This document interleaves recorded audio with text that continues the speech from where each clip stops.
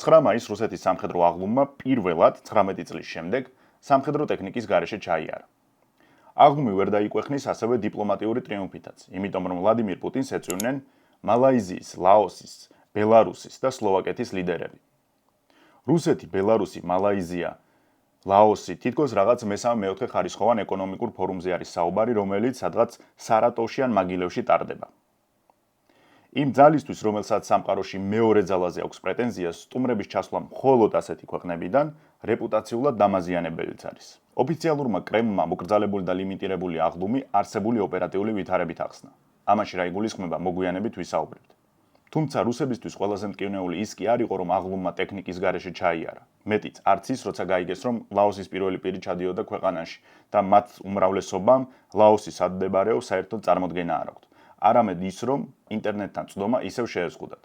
რუსეთში 21 საუკუნის მთავარი ქვაკუთხედის გათიშვას ძნელად, მაგრამ ნელ-ნელა მაინც ეგუებიან. ინტერნეტის შეზღუდვა მთელ რიგ პრობლემებს ნიშნავს, რომელსაც თანამედროვე ადამიანისთვის უამრავი დისკომფორტი მოაქვს.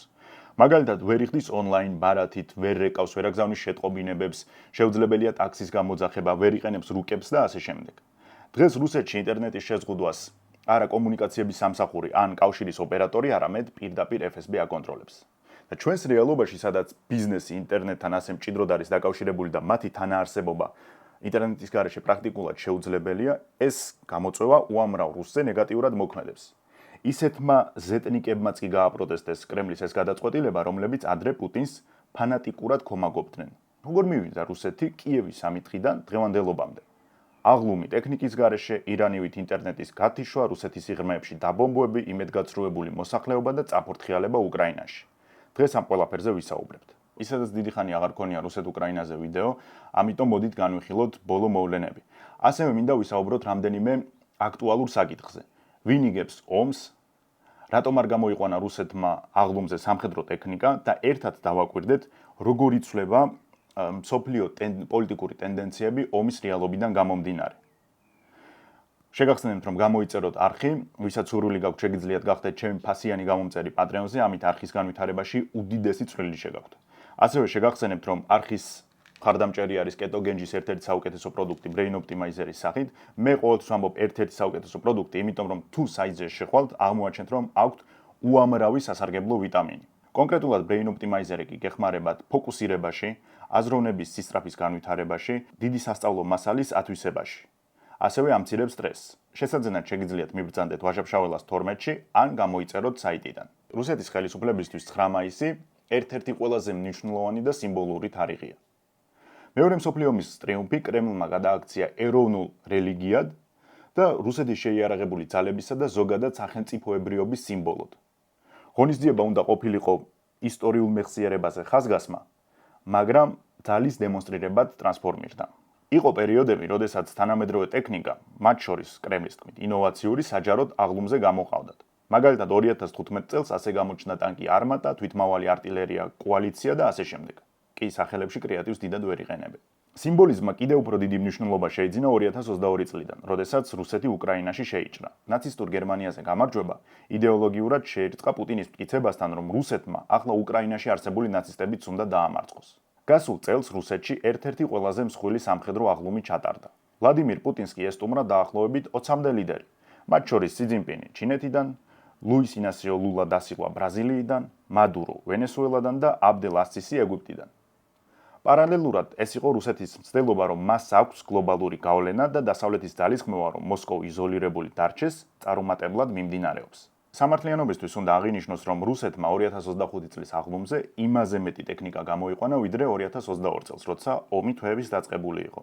თუმცა, რამდენი რაღაც შეიძლება შეიცვალოს სულ რაღაც ერთ წელიწადში.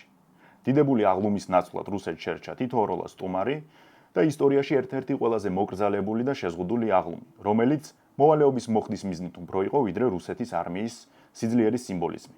ერთი რამ, რაც თავშივე მინდა აღვნიშნო, არის ის, რომ აღლუმზე ტექნიკის არ გამოყვანა არანაირად არ უკავშირდება მის დეფიციტს. ყოველ შემთხვევაში რუსეთს ყოველთვის ექნება იმის რესურსი, რომ სადემონსტრაციოდ მოაგროვოს ტექნიკა და წითელ მოედანზე გააკატაოს. შეუძლებელია მისი ინფორმით დასუსტება, რომ პირობითად 100 ტანკი, 100 ჯავშანტრანსპორტიორი და 50 რეაქტიული ცეცხლის სისტემა ვერ მოაგროვოს. უბრალოდ აქ პრობლემა სხვა რამეშია. სად განათავსოს ეს ტექნიკა?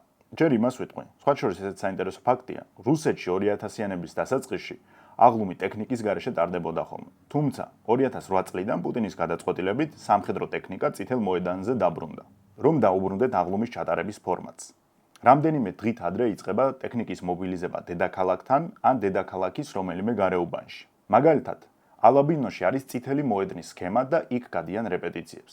აპრილის თვეში უკვე გადაყავთ მოსკოვში. მე ახლა გაგიზიარებთ რამდენიმე ფოტოს, რომელიც გადაღებულია 2015 წელს და ნახავთ ზოგადად როგორ არის დაყენებული ტექნიკა აღლუმის წინა დღეებში და საცხოვრობს პირადი შემადგენლობა. ეს განპირობებულია იმით, რომ ადრე ომი არ იყო. რუსეთს არ ჰქონდა იმის საფრთხე, რომ ვინმე თავს დაესხმებოდა. შესაბამისად, ასე დაყენებაც არანაირ პრობლემას არ წარმოადგენდა. ახლა ამ რაოდენობის ტექნიკას უსაფრთხოდ ფიზიკურად ვეღარ დააყენებს. ფაქტი ის არის, რომ როგორც არ ეცადა პუტინი თავის შეიარაღებულ ძალებთან ერთად, ომმა მოსკოვამდე მიაღწია. უკრაინა უპრობლემოდ ახერხებს მოსკოვზე იერიშის განხორციელებას. არა მხოლოდ მოსკოვზე, არამედ რუსეთის სიღრმეებშიც წარმატებით აღწევს. მაგალითად, ავიღოთ ქალაქ ჩებოქსარიზე თავდასხმა.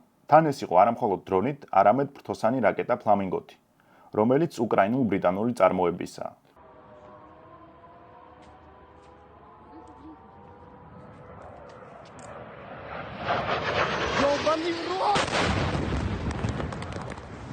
ჩებოქსარიში სამიზნე აღმოჩნდა სამხედრო სამრეწველო კომპლექსი და საცხოვრებელი სახლებიც. ხშირად ყურადღება ექცევა, როცა რუსული დრონი ხდება კორპუსს, მაგრამ როცა პირიქით არის, ნაკლებად ჩუქდება. გამორიცხულია, ვინც არ უნდა ომობდეს, რომელი ქვეყანაც არ უნდა მონაწილეობდეს. როდესაც ასეულობით დრონს უშვებ, შეუძლებელია, რომ ერთი ან ორი დრონი არ მოხვდეს საცხოვრებელ სახლებს. თუმცა ახლა იმის თქმა მინდა, რომ ჩებოქსარი უკრაინის საზღვრიდან 1000 კილომეტრზე მდებარეობს. კიევის ამ დღეში დაწყებული კამპანია კი ომის მეხუთე წელს ჩუვაშიას რესპუბლიკაში გრძელდება. მნიშვნელობა არ აქვს ვისკენ ხართ ამ ომში. მე უკვე შევეჩვია იმას, რომ საქართველოშიც ადამიანების საკმაოდ დიდი რაოდენობა, რა თქმა უნდა, არა უმრავლესობა, რუსეთის გულმხურვალე მხარდამჭერია. თან თუ დაუკვირდებით, როგორი საუბარი იციან. დაიწყებენ რუსეთის ან რუსული არმიის ქებას, შემდეგ აუცილებლად დგება საუბარში ისეთი მომენტი, როცა მოჩვენებითი სინანულით ამბობენ, აუ არა და რამდენი უკრაინელი იღუპება, როგორ მეწოდებიან ქვეყანას რა დაემართა და შემდეგ ისევ გააგრძელებენ რუსეთის სიძლიერეზე ქადაგებას. ზოგი უფრო შორსაც წავიდა. საქართველოში არიან ისეთი ადამიანები, რომლებიც რუსეთის ერთ-ერთ ყველაზე დიდ პროპაგანდისტს და ერთ-ერთ იდეოლოგს სამძიმრის წერილებს უწერდნენ, როცა მისი ოჯახის წევრი დაიღუპა. იმას ვამბობდი, რომ მნიშვნელობა არ აქვს ვისკენ ხართ ამ ომში. ალბათ ნებისმიერი მხარე თანხმდება იმაზე, რომ ომის წინ უკრაინა იყო უსუსტესი. კორუმპირებული, მოშლილი, დაბალი სამხედრო პოტენციალით და ძალიან შეზღუდული არსენალით და ტექნიკით. მიუხედავად ამისა, უკრაინამ შეძლო შავ ზღვაზე რუსეთის ფლოტის გადამტვრევა, ფლაგმან მოსკვას ჩათვლით. წარმოიდგინეთ, ძალას, რომელსაც პრეტენზია აქვს მსოფლიოში მეორე არმიაზე, მარცხდება საზღვაო ომში ისეთ ქვეყანასთან, რომელსაც საზღვაო სამხედრო ძალები ფაქტობრივად არ წყავს. უბრალოდ უკრაინელებმა აჯობეს ტვინით და ტექნოლოგიებით. დღეს რუსეთს დარჩენილი საზღვაო ფლოტის გაყვანა მოუწია შავ ზღვის აკვატორიიდან და ასე სამარცხინოდ გადამალეს. ეს ხომ ფაქტია. ამას ხომ ვერავინ ვერ უარყოფს, როგორი პრორუსიც არ უნდა იყოს ადამიანი, ან როგორი პროუკრაინელიც, ან ნებისმიერი იარლიყი, რომელიც მიეკრობა, ამას ხომ ვერ უარყოფს, რომ უკრაინამ შავ ზღვაში სამხედრო საზღვაო ომი რუსეთს მოუგო. მეორე ასეთი კომპონენტი რაც იყო შორ მანძილზე მოქმედი იარაღი. აქ რუსეთს საკმაოდ დიდი არჩევანი აქვს და პრაქტიკულად უკრაინის ტერიტორიაზე არ არსებობს წერტილი, სადაც ვერ მიწვდება სამიზნეს. აქვს ამის რესურსი. კოსმოსური ძალები კარგად ყავს განვითარებული. უკრაინას ომის დაწყების წინ მსგავსი არაფერი გააჩნდა. დრონების წარმოება უკრაინელებს ფაქტობრივად ნულიდან მოუწიათ. ალბათ გახსოვთ თავდაპირველად Tu-141-ს იგივე სტრიჟებს რომ იყენებდნენ, ისიც საბჭოური უძველესი დრონი იყო და ცდილობდნენ ამით გაეკეთებინათ რამე. რუსეთმა კი პირიქით უკვე მზა პროდუქტი მიიღო ირანისგან შაჰედის სახით. სამართლიანობისთვის კი უნდა აღინიშნოს, რომ ბოლო პერიოდში რუსეთმა ამ შაჰედებისგან მრავალფუნქციური და საკმაოდ თანამედროვე დრონი შექმნა, რომელსაც თვითონ გენას უწოდებენ. დღეს ირანი რასაც იყენებს ამერიკის წინააღმდეგ და რუსეთი რასაც იყენებს უკრაინის წინააღმდეგ, ეს ცადა დედამიწა არის. რუსული უკვე ბევრად მაღალ ტექნოლოგიური არის. 2026 წლის გაზაფხულზე ფრონტზე დაფიქსირდა ძალიან საინტერესო მომენტი. პირველად ომის დაწყებიდან უკრაინელებმა უფრო მეტი დრონი გაუშვეს რუსეთის ტერიტორიაზე, ვიდრე პირიქით. უკრაინის დრონის ინდუსტრიაში უზარმაზარი როლი აქვს ევროპულ ფინანსურ დახმარებას. თუმცა ფაქტია, რომ ახლა თვითონ ისწავლეს ნებისმიერი სირთულის ან მოქმედების დრონის აწყობა და უკვე პრეტენზია აქვს ექსპორტიორობაზეც. მით უმეტეს გადამჭერ დრონებზე. ახლა, როდესაც უკრაინის წარმოების მოცულობა აღარ ჩამორჩება რუსეთს, მათი შეტევითი პოტენციალი ამაყდა. რაც უფრო მეტ დრონს უშვებ მოწინააღმდეგის ტერიტორიაზე, იზრდება შეღწევის შანსებიც. რუსეთი და უკრაინა კი არა პრაქტიკამ გვაჩვენა, რომ ამერიკასაც არ შეუძლია ირანის დრონების ჩამოგდება. თან როგორც უკვე გითხარით, საუბარია ირანის ანტიკურ დრონებზე. რაც მეტ დრონს გაუშვებ მოწინააღმდეგის ტერიტორიაზე, უფრო გადაიტვირთება მისი ჰაერსაწინააღმდეგო ძალები, შესაბამისად იხარჯება საბრძოლო მასალაც. დრონებით ასეთი მასშტაბური შეტევისთვის რუსეთი უძლური აღმოჩნდა. ქარხნები, ავტობსაცავები, აეროდრომები, ყველაფერი ხელმისაწვდომობის ზონაშია. მაგალითად, ბოლო მოვლენა რომ გავიხსენოთ. 5 მაისს უკრაინელებმა კირიშკის ნავთობსაწარმო გაანადგურეს. ეს ობიექტი სიდიდით მეორეა. გადამუშავების 4 ობიექტიდან 3 განადგურებულია. ქარხანა მუშაობა შეაჩერა. სიდიდით მეორე ნიშნავს, რომ სტრატეგიული დანიშნულების არის. როცა შენ არ შეგიძლია პეტერბურგთან არსებული ნავთობ ინფრასტრუქტურის ან უკრაინის საზღვრიდან 1000-1500 კილომეტრის სიღრმეში შენი მოქალაქეების დაცვა, ამ შენივე მოქალაქეებს გაუჩნდებათ შეკითხვები. ნამდვილად ისეთი ძლიერები ვართ, როგორც ამას პუტინი გვარწმუნებდა, თუ ამდენი ხანი ეს უბრალოდ ილუზია იყო. რატომ ხდება ისე, რომ უკრაინის ასეთ შეტევებს რუსეთი ვერ პასუხობს და სამაგალითოდ ვერ ჟის უკრაინას? რესურსი აღარ არის, თუ უბრალოდ უკრაინას ვინდობთ? Здравия желаю! Вот такое у нас сейчас 1 мая в городе Герой Туапсе. С праздником, дорогие товарищи! ეს დანდობა შემთხვევით არ ვახსენე. პერიოდულად ვესაუბრები რუსებს.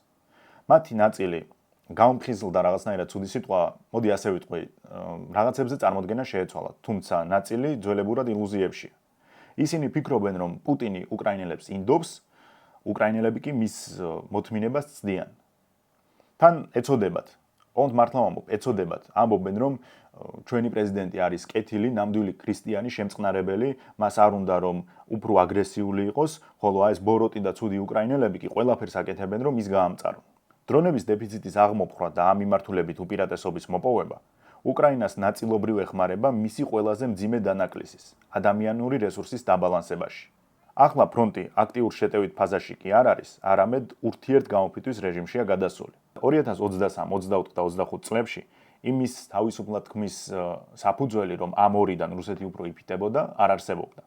მაგრამ 2026 წლიდან სიტუაცია რადიკალურად შეიცვალა. ახლა გამოფიტვა რუსეთზეც მოქმედებს. დრონების ამბავი რომ ამოვწუროთ, იმის თქმა შეგვიძლია, რომ დღეს უკრაინას შორმანძილზე მოქმედი დრონების უფრო დიდი ნომენკლატურა აქვს, ვიდრე რუსეთს.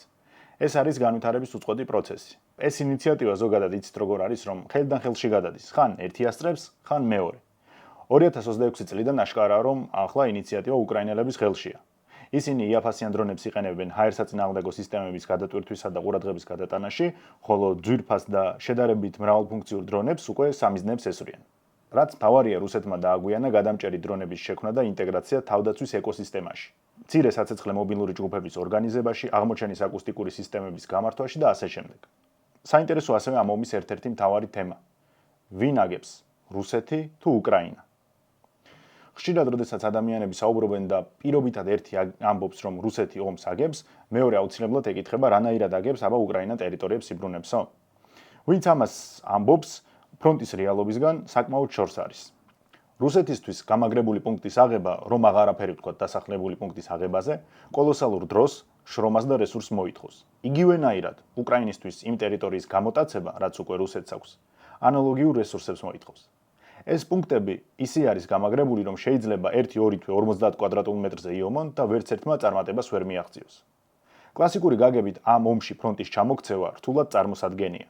თითქმის შეუძლებელია მოხდეს ის, რაც 2022 წლის აგვისტოს-სექტემბერში მოხდა, როდესაც რუსებს ფრონტი ჩამოეშალათ და უკან გაქცევა მოუწიათ. დღეს ეს ვეღარ მოხდება, იმიტომ რომ ორივე მხარე სწავლობს ჭკუას და ცვლის მიდგომას. დღეს შტურმები მიმდინარეობს მცირე ჯგუფებით და დრონების დიდი რაოდენობით. აღარ არის ისე როგორც ფილმებში. ან რაღა ფილმებზე წავიდეთ, ისე როგორც 2022-23 წლებში რუსეთი აკეთებდა, როდესაც მიაწყვიტავდა ჯარისკაცების დიდ რაოდენობას და ხორცაკებებს აწყობდა. არც ერთი მხარე ასე აღარ იბრძვის. რუსეთს შეუძლია კონკრეტულ მიმართულებებზე მცირე კომპრომისები ჰქონდეს, რაც მისთვის დაბალ პრიორიტეტულია, მაგალითად ხარკოვის ან სუმის ოლქში. მაგრამ ის ოკუპირებული ტერიტორიები, რომლებიც ახლა აქვს, იქიდან ის წამსვლელი აღარ არის. როგორც არ უნდა მორჩეს ომი, თითქმის გამორიცხული არის, რომ იქიდან ჯარები წაიყვანოს. ჩემი აზრით, დღეს შეიძლება ომი მორჩეს მაშინ, როცა ერთი მხარე იტყვის, რომ თუ კი ასე გაგრძელდება, ჩემთვის ეს ნამეტანი დამაზიანებელი იქნება. რუსეთისთვის პირობითად ეს შეიძლება იყოს უკრაინელების მიერ ნავთობ ინფრასტრუქტურის თანმიმდევრული განადგურება, თან ვერ იცავს და ვერაფერს უპირისპირებს. უკრაინელებისთვის კი ეს შეიძლება იყოს ის არაადამიანური მობილიზაცია, რაც გამოცხადებული აქვს სახელმწიფოში. ორივე შემთხვევაში, ადრე თუ გვიან შეიძლება საზოგადოებას უბრალოდ ხელში ამოუვიდეს და ეს უკმაყოფილება, რაც არსებობს, უფრო ღიად და თამამად დააფიქსირონ. რუსეთში ესეთ სიტუაცია აღარ არის, როგორც 2022 და 23 წლებში იყო. თითქოს რომ არაფერი ხდებოდა და ომი აბსოლუტურად სხვა კონტინენტზე მიმდინარეობდა. ახლა ადამიანები ომს უკვე საკუთარ ჯიბეზე გრძნობენ. ეკონომიკის სტაგნაცია, გაზრდილი ხარჯი სამხედრო ბიუჯეტზე, მაღალი საპროცენტო განაკვეთები იმ საზოგადოებასაც აზარალებს, რომელიც კრემლის ლოიალურია. ძალიან საინტერესო კითხვას სვამს რუსეთის მეცნიერების აკადემიის ეკონომისტი რობერტ ნიგმატულინი. ის ამბობს, რომ საბჭოთა კავშირის პერიოდშიც ევროპაში ცხოვრების სტანდარტი ბევრად უფრო მაღალი იყო, მაგრამ მიუხედავად ამისა, კავშირი წინ მიდიოდა, ქვეყანა შენდებოდა, კოსმოსი პრობდნენ, მეცნიერებაში უამრავი მიღწევა ჰქონდათ. ახლა ესეც კი აღარ არის. მისი თქმით, ჩინეთში ყველაზე გაჭირვებულ რეგიონში საშუალო სტატისტიკური ადამიანი იმაზე მეტს გამოიმუშავებს, ვიდრე რუსეთის ყველაზე გაჭირვებულ ოლქში საშუალო სტატისტიკური ადამიანი. კითხვა შემდეგში არის, რომ ამ ყველაფერს ახლა ჩვენ მსხვერპლად ვწირავთ, რომ მე რა მივიღოთ. რა არის ამის ფასი? რით დაგვიბრუნდება მომავალში? მეორე მსოფლიო ომის პერიოდშიც ომმა რომ ვერ მიაღწია, ახლა უკრაინა იმ რეგიონებსაც ბომბავს. ამიტომ ახლა ომი უკვე რუსეთსაც ფიტავს. უკრაინას ბუნებრივია არ აქვს უკეთესი მდგომარეობა, ამაზე მგონი არც ვდავობთ. მაგრამ ის მაინც მოახერხა, რომ თავის თამაში ჩაეტრია რუსეთი და ასე თუ გაგრძელდება, აუცილებლად მაქსიმალურად გააუარესებს ვითარებას.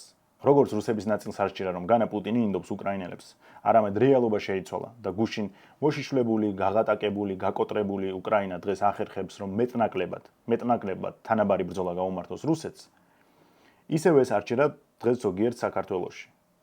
ადამიანები მართლა ფიქრობენ, რომ რუსეთს შეუძლია ოდესაც აიღოს, რაც ჩემი აზრით 2022 წლის შემდეგ ზღაპარია. ზუსტად ამ რეალობაში ზელენსკი ჩადის ერევანში, იმ ქვეყნის დედაქალაქში, სადაც რუსეთს ყველაზე დიდი საგარეო სამხედრო ბაზა აქვს და მოსკოვს ეუბნება, ვნახოთ როგორ წავა საქმე. შეიძლება ჩაგატარებინოთ აღლუმი, შეიძლება არა. ასეთ საქციელზე ეთნიკებს ისტერიკა ემართებათ და კლოუნს კი აღარ ეძახიან ზელენსკის. არამედ გავეშებით ითხოვენ, რომ რუსეთმა ის დასაჯოს, იმიტომ რომ ყველაზე დიდი ბაზა სადაც აქვს რუსებს, ზუსტად იმ ქვეყანაში ჩადის და თან სითამხედეს და სითამამეს არაკლებს განცხადებებში. კარგად ვიცით, ვინ არის ანატოლი შარი, უკრაინელი ბლოგერი, რომელიც ანტიზელენსკური განწყობის ადამიანია და გადამტერებულიც არის უკრაინის ხელისუფლებასთან. ცოტა ხანში გაჩვენებ შარიმ რა დაწერა, მაგრამ რომ დავფიქრდეთ, რაც გააკეთა, მართალია. ზელენსკიმ 8 მაისს განაცხადა, რომ თანახმა არის ცეცხლის შეწყვეტაზე და 9 მაისს უკრაინა მოსკოვს დრონებით თავს არ დაესხმებოდა. ეს შეზღუდვა რუსეთის სხვა ოლქებზე არ მოქმედებდა. შემდეგ იხუმრა, არც თუ ისე წარმატებულად, მაგრამ მაინც იხუმრა, როდესაც ოფიციალური ბრძანება გამოსცა, სადაც ამბობდა, რომ რუსეთს ნებას რთავს წითელ მოედანზე ჩაატარონ აღლუმი.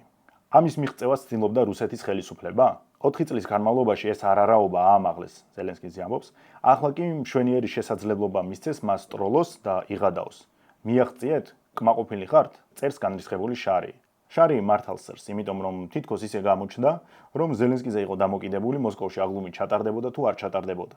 წარმოიდგინეთ, საუბარი არის იმ ძალაზე, რომელსაც პრეტენზია აქვს სამყაროში, რომ მეორე ძალაა.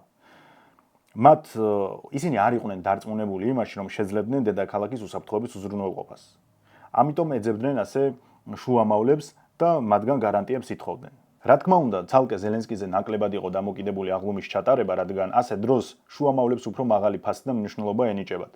მაგრამ გარედან ზუსტად ისე ჩანს, როგორც შარი იწერდა. კიევი სამ დღეში ახლა გადაზრდილია იმაში, უკრაინიდან მწვანე საუნთებენ თავდაუსხმელობაზე თუ არა. პრორუს პროპაგანდისტ არხის ადმინისტრაციასაც არანაკლები ისტერიკა ჰქონდა. უკვე ყველამ ნახეთ ზელენსკის დაცინვა. იმედი მაქვს 95 კვარტალი, ეს ზელენსკის პროდაქშენი არის პოლიტიკამდე. სიცოცხლით აგებს პასუხს. წინააღმდეგ შემთხვევაში ეს უკვე სრული რეალობა ის არის, რომ ნელ-ნელა ყველა აცნობიერებს, წინააღმდეგის შემთხვევა უკვე აღარ დადგება. რაც უნდა ეჩვენებინა რუსეთს ბრძოლის ველზე, ყველაფერი აჩვენა. რა გადარჩა? ისევ ორეშნიკების სროლა თუ ბირთვული იარაღების მუქარა. დუგინი რომ დუგინია, ისიც კი ამბობს, რომ მე მანქანემ რუკა დაკარგა. დიდწილად ეს პუტინის ბრალია და მის მიერ შექმნილი ილუზიური ძალისა. ის არწმუნებდა ყველას, რომ წითელი ხაზების გადაკვეთის შემთხვევაში პასუხი იქნებოდა პირდაპირ პროპორციული და რეალობა ისაა, რომ ეს წითელი ხაზები ძალიან ბევრჯერ გადაიკვეთა. ასე იყო დასავლურ იარაღზე. თუ გადასცემთ, ჩვენი პასუხიც იქნებაო. მერე შეცვალეს და დასავლურ იარაღს თუ ჩვენ ტერიტორიაზე გამოიყენებენ უკრაინელები, აი მერე იქნება დასჯაო. მერე ეგეთ შეცვალეს, აი თუ ნატოს ქვეყნები თავის ცას გამოაყენებენ უკრაინას, მერე ვიმოქმედეთ და ყოველ ჯერზე ასე უწევდათ. საკუთარ სიტყვებზე უარი ეთქვათ. ახლაც 9 მაისის შემთხვევაში ჩემი აზრით ძალას, რომელსაც პრეტენზია აქვს, რომ სამყაროში არის მეორე და ყავს პატივსაცემი ლიდერი, ისე კი არ უნდა გაეკეთებინათ, როგორც გააკეთეს, რომ შუამავლებს ეძებდნენ და ვინ მოგცემს გარანტიას იქნებ ვიტკოპს დაურეკოთ და უთხრას ზელენსკის, რომ 9 მაისს მოსკოვს თავს არ დაესხას, ან იქნებ პირდაპირ ტრამპს ვთხოვოთ, ან იქნებ მაკრონს და ასე შემდეგ. არა, უნდა ეთქვათ, რომ 9 მაისს ვატარებთ აღლუმს, რა დრონით და რა რაკეტაც გაგაჩნიათ, შეგიძლიათ ყველაფერი გვესროლოთ. ვერაფერს ვერ გაგვინადგურებთ, ყველაფერს ჩამოგიგდებთ, მაგრამ თუ კი ერთი რაკეტა ან ერთი დრონი მაინც გაძვრება და ჩვენ დავზიანდებით, ისეთ პასუხს მიიღებთ, რომ ჩვენ მერე უკვე რაც მოხდება, იმაზე პასუხს საერთოდ აღარ ვაგებთ. გინდათ, სცადეთ. აი ეს უნდა ყოფილიყო ჩემი აზრით სწორი მიდგომა. როგორც ტრამპი იმუქრება ხოლმე, რომ ცივილიზაციას გაანადგურებს, ანალოგიურად თუ კი ვინმეს რამის თავი აქვს, ასე უნდა დამუქროდა უკრაინასაც. მაგრამ როგორც ნახეთ, მსგავსი არაფერი არ მოხდა. ასევე დაუკვირდით, ზემოთ ვახსენე, რომ ომის რეალობა ყველაფერზე მოქმედებს. 2025 წელს რუსეთს საკმაოდ წარმატებული წელი ჰქონდა, როგორც ფრონტზე, მათ შორის ასევე დიპლომატიურ ველზეც. გემახსოვრებათ მაშინ როგორ აღაღადნენ ევროპელი ლიდერები და დაიწყეს საუბარი, რომ თურმე პუტინთან ერთ-ერთზე დაჯდომას და მოლაპარაკებების წარმოებას აზრი აქვს და რაც შეიძლება მალე უნდა მოხდეს მათი შეხვედრა პუტინთან, მაგრამ ახლა ყველაფერი შეიცვალა. აღარავინ ითხოვს პუტინთან შეხვედრას. არსებული სიტუაცია ფრონტზე ევროპელი ლიდერებისთვის საკმაოდ კომფორტული და მისაღებია. შესაბამისად, პუტინთან დიალოგის საჭიროებას ნაკლებად ხედავენ. მეტიც, ჩვენი მთავრობისთვისაც ერთგვარი ნიშანი იყო, რომ ამ ტემპებით თუ გაგრძელდა, ზელენსკისთან კარგი ურთიერთობა ჯობია, ვიდრე ისევ ის სიმახინჯე, რასაც აკეთებდნენ. არჩევნებზე უკრაინის განადგურებული ქალაქების ბანერების გამოდებას და სხვა დამამცირებელი ქმედებების გაგრძელებას. ერევანში ირაკლი ყობახიძე ვოლოდიმირ ზელენსკის შეხვდა და მათ რამდენიმე წუთი ისაუბრეს. ამის შემდეგ კი უკრაინელმა კოლეგამ მაკა ბოჭორიშვილს დაურეკა და სატელეფონო კომუნიკაცია დამყარდა. რა თქმა უნდა, ასე ჯობია. დღეს უკრაინას უფრო მეტი ეთქმის, ვიდრე ოდესმე. ამიტომ ჩვენთვისაც სასარგებლო შეიძლება აღმოჩნდეს ევროპასთან ურთიერთობის გადატვირთვის პროცესში. ცოტა ადრე რომ ეფიქრა ამაზე ხელისუფლებას, ჩემი აზრით ჯობდა. ასევე დააკვირდით, როგორ გაქრა ის დიდი ლოზუნგები, რომელსაც მეზობელში ან ჩვენთან აქაური ზეტნიკები ავრცელებდნენ. ჯერ ამტკიცებდნენ, რომ ზელენსკი მარიონეტი იყო და რასაც ეთყოდნენ, ისე იქნებოდა, მერე ეს შეცვალეს, აგერ ტრამპს არ ემორჩილებაო, თავხედიაო, არ ითვალისწინებსო. მერე, როდესაც ანკორიჯში შეხვდნენ ტრამპი და პუტინი, იმედი მიეცათ, აი ხომ გითხარით, ამერიკა და რუსეთი ცალკე დასყდებიან და ისე გადაწყვეტენ უკრაინის ბედს უკრაინას ვინ რა შეეკითხებაო, ამიტომ დრო არის რომ რუსეთს შეუძვრეთო. მერე, როცა დაინახეს, რომ ანკორიჯის არც ერთ შეთანხმებას უკრაინა არ დათანხმდა, ისევ შეცვალეს მიდგომა. თურმე უკრაინასაც ეთქმისო და არც ისეთი მარიონეტი და ჯამბაზიაო. მერე უნგრეთის არჩევნებში პროპაგანდა უკვე აქეთ ზელენსკის მარიონეტებაში ადანაშაულებდა მადიარს. ხშირად ასევე ისმის მოსაზრება, რომ უკრაინელებს ხოცავს ზელენსკი და როგორც ჩემზე კარგად იცით, ამას ხშირ შემთხვევაში ამბობენ ის ადამიანები, ვისაც რაღაც ევროპის მიმართ აქვს დიდი სკეპტიციზმი, ზიზღი და ასე შემდეგ. თუმცა ეს ხალხი ჩუმად იყო მაშინ, როდესაც ირანი თავს იცავდა და ამერიკელები ხოცავდნენ ირანელებს. არასდროს არავის არ უთქვამს, რომ აიათოლა საჯიში ბიჭებს ხოცავს. მაგრამ ევროსკეპტიკოსები არ უსწორებენ ერთ რეალობას ფაქტს. არავინ ლაპარაკობს იმაზე, რომ დღეს დასუსტებული იდეოლოგიებში დაკარგული ევროპა, რომელიც ძალიან შორს არის მოწოდების სიმაღლისგან, სახორცე მასალად იყენებს რუსებს. ევროპელები თავის ტექნიკას პირდაპირ ტესტავენ რუს სამხედროებზე ან რუსულ ტექნიკაზე. პოლიგონად აქვთ გადაქცეული ფრონტი. დრონები, რაკეტები, წყლის კატერები, ყველაფერი იტესტება რეალურ დროში რუსებზე. სადღაც გერმანიაში 3 ან 10 კაციანი სტარტაპი, რომელიც სამხედრო დრონების შექმნით არის დაინტერესებული, გააკეთებს დრონის პროტოტიპს, პირველ ვერსიას, გზავნის უკრაინაში, იქ ხოცავენ რუსებს ამ დრონით, შემდეგ აკვირდებიან, რა შევცვალოთ, რა გავაუმჯობესოთ. ანუ გერმანიაში არსებული პატარა სამკაციანი სტარტაპი, იქ ფრონტზე შეიძლება ანადგურებდეს 50-60 რუსს. დასუსტებული ევროპის ძახილში ყველას ავიწყდება ის გარემოება, რამდენ რუსს კლავს ყოველდღიურად სუსტი ევროპა. ფაქტობრივად უნდა ნაკარგოთ. მართლა სანატრელომშია ჩართული. რატომ ვამბობთ ყოველთვის იმას, რომ პროდუქტზე და ნავთობზე ფასი გაეზარდათ და გაუძვირდათ და არ ვამბობთ, რაც მათთვის უფრო პრიორიტეტულია. რუსეთის დასუსტება და რუსი სამხედროების ხოცვა ფაქტობრივად ნულიდან ნაკარგით. ესეც ხომ რეალობაა. სანამ კრემლში დარდობენ გეი ევროპაზე, ევროპული ტექნიკითა და უკრაინელი სამხედროებით მათი თანამემამულეები იხოცებიან. კი, შეიძლება მეორე მხარეზეც ვილაპარაკოთ, რომ უკრაინელები კვდებიან, რა თქმა უნდა, ეს ხომ ფაქტია, მაგრამ უკრაინა ამ ომში მორალურად ყოველთვის მართალი იქნება, რადგან თავის სახლს და მიწას იცავენ. ასე უყურებ მე პირადად ირანსაც, ისინი თავის მიწას და სახლს იცავენ. ყველა, ვინც ვაჟკაცურად მზად არის იბრძოლოს ბოლომდე და თავის სახლი და თავის მიწა დაიცვას, მორალურად ყოველთვის მართალი იქნება ვიდრე თავდამსხმელი. ასე იყო ქართველების შემთხვევაშიც, ასე იყო ვიეტნამელების, უკრაინელების, ირანელების და ნებისმიერ ასეთ შემთხვევაში ყოველთვის ის იქნება მორალურად მართალი, ვინც იცავს საკუთარ სამშობლოს. ის რომ პუტინის მუქარებს პატივს დიდად აღარ სცემენ, მორიგ ჯერზე დადასტურდა, როდესაც იაპონიამაც გადაწყვიტა საკუთარი ტექნიკის დატესტვა რუსების წინააღმდეგ. რატომაც არა, ვინ რას დაუშლის? იაპონური კომპანია Terra Drone ტესტავს გადამჭერ დრონებს რუსული დრონების წინააღმდეგ. უკვე არსებობს შესაბამისი კადრებიც ბრძოლის ველიდან. აქამდე მივიდა კიევის ამ დღეში დაწყებული ამბავი. კაციშვილმა არ იცოდა ვინ იყო ზელენსკი და სად მდებარეობდა უკრაინა. ვაი-ვაგლახით თუ შედიოდა უკრაინის შეიარაღებული ძალები 50 საუკეთესო არმიას შორის. ეს ყველაფერი კი პუტინმა შეცვალა. შეუქმნა უკრაინას ძლიერი, თანამედროვე, მობილური არმია. გაუჩინა შორ რადიუსზე მოქმედი იარაღი. ზელენსკი მსოფლიო ნამდვილად არა, მაგრამ ევროპის დონის ლიდერად გადააქცია. რა მიიღო სანაცვლოდ? მინიმუმ 350,000 დადასტურებული მოკლული რუსი სამხედრო. აფეთქებები რუსეთის ტერიტორიაზე, დაზიანებული ეკონომიკა, იზოლაცია დანარჩენი სამყაროსგან, რუსული არმიის რეპუტაციული ზიანი, საკუთარი მოქალაქეების დაუცველობა უკრაინული დრონებისგან და ახლა ქალაქებში გათიშული ინტერნეტი და აკრძალული მესენჯერები. პუტინის მიმდევრებს და გიჟფანებს ფასადურად უწევთ დაეთანხმონ მის გიჟურ გადაწყვეტილებებს. თუმცა რა თქმა უნდა აბსოლუტურ უმრავლესობას ყველაზე დიდ პუტინისტებსაც ან იეძინოროსებს არ ადარდებთ მისი ბრძანებები და ცდილობენ VPN-ის გამოყენებით არ დაკარგონ კავშირი სამყაროსთან. ავიღოთ დეპუტატი მილონოვი, რომელმაც ვითომ არ იცოდა VPN-ი რა არის. ის კაცი სრულად მართალი იყო. არანაირი მიღწევა რუსეთს კაცობრიობისთვის ან თავის მოსახლეობისთვის ბოლო წლებში არ აქვს. არადა ერთ-ერთი წამყვანი სპეციალისტები ყავთ. მართლა უზარმაზარი პოტენციალი აქვთ ნებისმიერ დარგში, მაგრამ ტოტალიტარიზმში რთულია მეცნიერები გააჩერო. მოხდება დიდი გადინება. როცა დრონებით თავდასხმის აღკვეთის ერთ-ერთი მთავარი ვარიანტი გრჩება ინტერნეტის გათიშვა, რომელი მეცნიერი გაგიჩერდება. რომ შევაჯამოთ ეპიზოდი და არასწორი დასკვნები არ გამოიტანოს ვინმემ, რუსეთი ამ ომს არ აგებს, თუმცა არც იგებს, ისევე როგორც უკრაინა. უბრალოდ ამ მომენტში, ანუ 2026 წლიდან დღემდე, ინიციატივა უკრაინელების ხელშია და გამოფიტვაზე ბრძოლამ სხვა მასშტაბი მიიღო. ამაში სხვათა შორის თავის წვლილი სტარლინგების გათიშვამაც შეიტანა. წარმოიდგინეთ, სტარლინგები ახლა მხოლოდ უკრაინის ოკუპირებულ ტერიტორიებზე მოქმედებს. და ერთ დღესაც ამერიკელებმა ნება რომ დართონ და უთხრან რომ თუ გინდათ მთელ რუსეთის ტერიტორიაზე გამოიყენეთო, აი მერე ნახეთ თქვენ ზუსტი დარტყმების რაოდენობა. ასევე როგორც უკვე ვთქვი, ზოგადი ინიციატივა ცვალებადია. არის წლები, როცა რუსეთია ფავორიტი, მერე ისე ვიცვლება და უკრაინა ხდება. არავინ არ ვიცით ხვალ და ზეგ რა მოხდება. ამ ტენდენციით ახლა უკრაინა ლიდერობს. რა თქმა უნდა რომ შეიძლება შეიცვალოს. მე არ მინდა რომ არასერიოზულად უყურებდეთ რომელიმე ქვეყნის სამხედრო პოტენციალს ან ლიდერს. ჩემი პოზიცია ჩემმა მაყურებელმა ზელენსკიზე კარგად იცის, მე ის დიდად გულზე არ მეხატება. თუმცა ეს იმას არ ნიშნავს რომ სადმე დაცინვით მოვიხსენიებ მას ან თლად უარესი უკრაინულ არმიას. პირიქით, მთელი ვიდეო იმაზე იყო რომ ნულიდან მოუწიათ შექმნა არმიის და შედეგებს ხედავთ. უბრალოდ არ მინდა რომ როგორც ერთი მხარე დასცინის, მაგალითად რუსეთს ჟანგიანი ტექნიკა ყავთ და ასე შემდეგ, ასე არ მინდა მეორე მხარეს დასცინოდეს უკრაინის არმიის პოტენციალს. ჩვენ ქართველები ყოველთვის პატივს ვცემდით იმ ერებს და იმ ლიდერებს, ვისაც შეუძლია საკუთარი სამშობლოს დაცვა. არ მგონია იმათზე ვგიჟდებოდეთ, ვინც კაპიტულანტურად პირველივე შეტევაზე დანებებაზე ხელს მოუწერს მოწინააღმდეგეს. ასეთი გამოვიდა დღევანდელი ვიდეო. დროებით.